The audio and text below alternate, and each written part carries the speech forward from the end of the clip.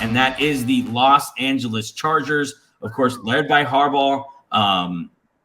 Cap space at $91 million, and that's after releasing Joe Bosa today. That's not a $25 million increase there. So $91 million, a lot of money to spend. That's a lot of freaking money for a team that has Harbaugh and a quarterback already signed. Yeah, that's a great spot. Yeah, they do have some holes though. Let's get into it. Asante Samuel Jr. missed all of last year. Christian Fulton stepped in and was a solid starter. They don't have a lot of depth at cornerback. So not that Christian Fulton is like, some great cornerback, but he's a solid starter. I think you sign him, bring him back, 2 years, $7 million to be your CB2. Don't bring him as your CB1; you're going to get toasted. But as a CB2 and just depth in that defensive backfield, Christian Fulton he sticks around. Not big news there. Drew Dahlman is quickly becoming a name that you're hearing is going to get paid. Yeah. He's by far the best center available. You have other guys like Josh Myers. We're not sure if he's that good. Ryan Kelly, but he's older. Yeah, he's older. Guy who's like he's only center in his prime. It's not a good center class in the draft, and so Drew Dahlman, I think for that reason, is going to get a ton of money. And Bozeman started, I think, all the snaps for them last year. Was just okay. He's a free agent now. I think it used as an opportunity to upgrade, and no coach has shown us in his first year that he's more willing to put resources to the offensive line than Jim Harbaugh. Last year wasn't a question. I'm taking Joe Alt because he's a monster and he's an offensive weapon. That's what he believes. That linemen are offensive weapons too. I think he sees Drew Dahlman out there and he pulls the trigger. Yeah, and like I said, it fits the culture. They want to run the ball and be physical while they do it. He's a pretty solid center, and like you said, the draft isn't really deep at the center spot. So I think him here with it, I think they can give him the bag and give him the opportunity to be on one of the better offenses in the league, at least that we think. Yeah, this is a great spot for him. Yeah, you got Slater and you got Alt. Now put Dahlman in the middle there, figure out the guards, and I think you're really starting to build something. Next year I have Khalil Mack, bringing him back. I was listening to an interview with Harbaugh and the GM, which is escaping my name right now. I can't remember his name, but the GM and Harbaugh were sitting there. They brought up Khalil Mack, and Harbaugh shouted, "Pay the man." And so I think they want Khalil Mack back. I think he's a huge culture guy for them. He's still playing really well at 34. And so and after releasing Joey Bosa, they don't have much on the edges. And so I think they bring back Khalil Mack, projected for 3 years, $70 million. That's not a typo. That's what Spotrac had. I don't know. Pass rushers do get a premium. Maybe he gets that. Hopefully he takes a team-friendly deal here. Go ahead. I mean, Vaughn got a big deal a couple years ago at 8. So it's not teams will pay for pass rush. So I don't doubt that he'll get a nice solid check. 3 years, great. I'd go 2 years, but we'll see. Like a 2 years, 50. Yeah, much shorter. He'll be 37 by the end of the 3-year deal. I'm not sure if I'm going to play with 37-year-old defensive end, but 2 years, yeah. My next here is the guy you had going to the Raiders as well. I think this is the best fit for him. I think this is the best. I think it's the best place he can land for him in his career to kind of resurrect it, and that's with Greg Roman and Jim Harbaugh. Najee Harris coming to LA to play for the Chargers. Like I said before, he's going to get all that money. And I think if he comes to the Chargers, we saw the ghost of J.K. Dobbins eat in this offense last year. I think you put Najee Harris, who still has plenty left in the tank, plenty of explosion, obviously plenty of power. You put him in an offense that's now built around him essentially, and you see Najee Harris have an ascension similar to what happened with Josh Jacobs when he went to Green Bay. So what are you doing are you bringing back J.K. Dobbins? On a team-friendly deal, I don't think you're relying on him. But I think you can bring him back and you can mix him in. Yeah, I think Najee here is a good spot. Obviously, I am the Raiders, but the Chargers' offensive line is much better.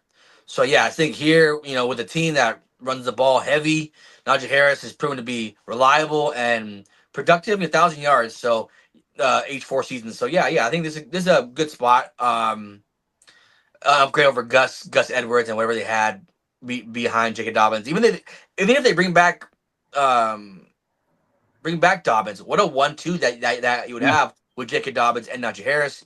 Do you think Dobbins will have much of a market? I do. Really? Teams will take a shot. He's gonna be 26 years old. Prove that he can be healthy. Prove that he can be carry the workload. I think he'll get a shot. That's why I was worried. I was trying to see if you'd bring him back here, but I guess you could be in conjunction with Najee Harris. But Yeah, I I mean, think you it showed in the playoffs. Like you need some more juice. Like J.K. Dobbins is nice. He's a nice story. He played really well during the season. But I think you need someone who could be a star. If you're yeah, going to have this offense, which is going to be built around the running back, and you're not going to build around this quarterback and let Justin Herbert be the star, then I think you need to get the best possible running back you can find, not yeah, just a nice story and a good player. I think Najee Harris is the guy you go with here. The best yeah. back on the market, right? Yeah, I mean, it's either him or Dobbins, and I would take Najee. Yeah. Yeah. My next guy is, and you're gonna see DK Metcalf pop up on a lot of these charts here. Oh yeah. Because everyone's looking for that guy. There's so much untapped potential there that it's hard not to take a stab at him. He's already been linked. I think I'm reading a tweet here from Justina Anderson. A team is willing to give up a 3rd round pick for him. I thought it'd be higher than that. I'd give up a first, honestly. For I DK think Metcalf. that must be like the second part of the deal. There's no Yeah, way he's gonna 3rd round pick. I think Adams and Tyreek Hill both went 1st round picks. I think yeah. I think this would be like that's the secondary part of the trade compensation would be a 1st and a 3rd. I read another report that the Chargers were going after DK Metcalf pretty hard the last time he was kind of available for trade, and so I think the Chargers really want this guy. I think he fits the hardball culture of just compete, dog. I don't think he minds the other stuff that DK Metcalf does on the football field, and I think it's a good fit. And I think you bring a real. I think you're leaning into that toughness if you bring Najee Harris and DK Metcalf on board. Yeah, oh yeah. And then you put Ladd in the slot next to DK. Yep. That's a pretty nice one too. Really nice.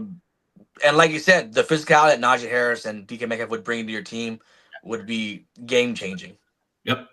With the 22nd overall pick, I'm going to have the Los Angeles Chargers selecting Will Johnson from Michigan. Right, had the great season while under Harbaugh when he was projected to be a top 5 pick, and so I think if he's sitting there, which he might be sitting there in the 20s, and Harbaugh's season come up, he's going to remember those good old days when Will Johnson was locking down half of the field in Michigan, and he's not going to pass up on the guy. I just gotta believe that he's going to start bringing Michigan guys into LA here. Yeah, and go with what obviously last year he was hurt most of the year, turf toe injury. He was just out most of the year. He wanted to come back. I just saw a mock draft where McShay is in love with him because he was saying that now this guy was trying to get back, but he was hurt. And I think the year prior was his best year with Harbaugh, and Harbaugh's gonna see this kid, be like, I can get this young guy, replace Asante Samuel. It's almost too easy, but it makes the most sense. Like, get a guy you have a need at corner. This guy's a pretty good corner under Harbaugh. Yeah. Yeah, 100% agree. Where do you see the Chargers ending up if this is how the offseason goes? If they do this is how. I mean, I would probably put them. If this were the scenario, it'd be hard not to say 2nd in the AFC West. Oof. But it all depends on like what the Broncos do. So like if like the Broncos stay, what they are now, and this is what the Chargers do, it'd be hard not to because they're just elevating every level on offense and defense. So yeah, it's gonna be hard not to be on the bandwagon of the Chargers here. I think if you get another finish like that from Justin Herbert this year, it's gonna get really loud. Yeah. It's start to get loud because I think they're gonna be aggressive about building around him, and he's gonna stand out more if he can't get the job done.